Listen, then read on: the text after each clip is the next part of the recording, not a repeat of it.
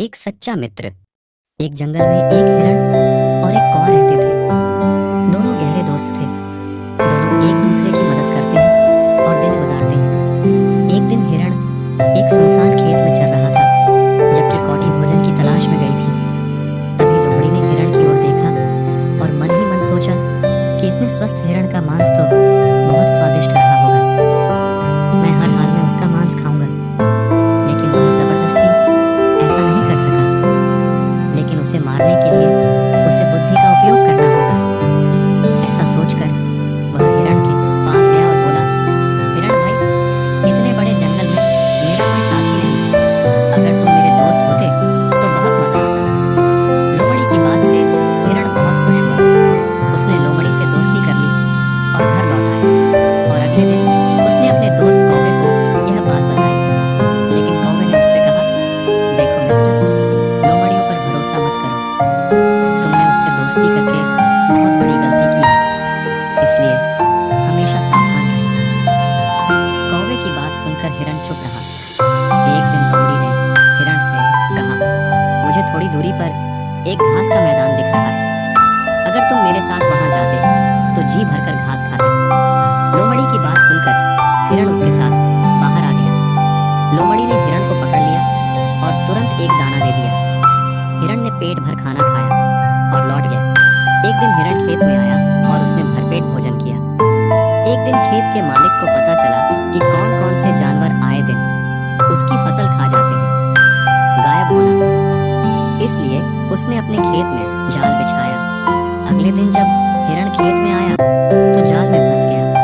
अब बच नहीं सकते थे। जब लोमड़ी ने देखा कि हिरण जाल में फंस गया है तो वह बहुत खुश हुई।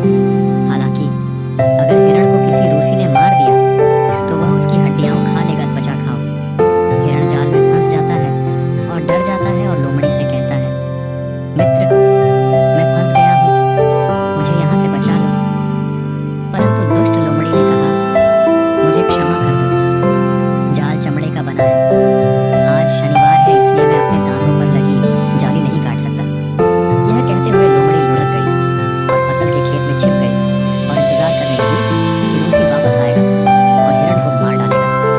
लेकिन शाम को चरवाहा घर लौटा और हिरण को न पाकर जंगल में अपने मित्र हिरण को खोजने लगा और आखिरकार हिरण को जाल में पड़ा हुआ पाया। कौवे को देखकर हिरण रोने लगा और बोला, मित्र, मैंने तुम्हारी बात नहीं मानी और लोमड़ी के जाल में फंस गया। लिमिटेड यह सुनकर चरवाहा भी रोने लगा और हिरण को छुड़ाने की कोशिश करने लगा। उसने अपने दोस्त से हिम्मत लेते हुए कहा, हारो मत, मैं जो कहता हूँ उसे सुनो और उसके अनुसार कार्य करो। तुम कल सुबह तक ऐसे ही रहो।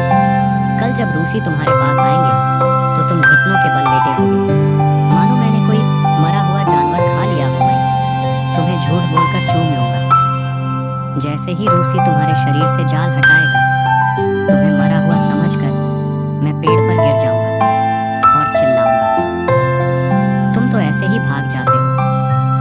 वे दोनों सुबह होने तक इंतजार करने लगे।